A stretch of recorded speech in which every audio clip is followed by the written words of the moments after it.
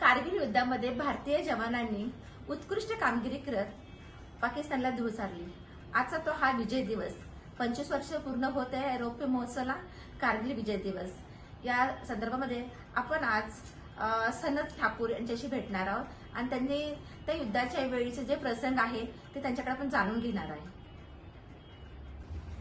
जय हिंद दोस्तों, माझं नाव सनत ठाकूर आहे आणि आज 25 वर्ष झाले कारगिल दिवसला, कारगिल विजय दिवस इनफॅक्ट। आणि माझी जी आठवण आहे तेव्हा मी पोस्टेड होतो हिसारमध्ये आणि आम्हाला म्हणजे मी फॅमिली पण आमच्या बरोबर होती।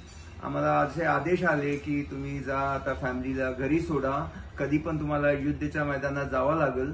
माझं जे टेक्निकल कोर होता म्हणजे आर्मीचे दोन मेजर पार्ट असतात, एक फायटिंग आर्म्स त्यामध्ये इन्फंट्री असतात, आर्टिलरी असतात आणि एक सपोर्टिंग जसं मेडिकल कोर, सप्लाय कोर। तर माझं कोर ऑफ सिग्नल, तर बेसिक आमचं काम होतं की कम्युनिकेशन प्रोव्हाइड करणं फ्रंटमध्ये, की समजा सेंड अम्युनिशन तर आपण प्लेन मध्ये असं पाठवू शकत नाही कारण की कोणी पण एनिमी इंटरसेप्ट करतो त्याला, तर त्याची म्हणजे सिक्रेट ठेवण्यासाठी आम्ही त्याला कोडिंग आणि डिकोडिंग करायचं। तर माझा ट्रेड जे आहे सायफर होतं।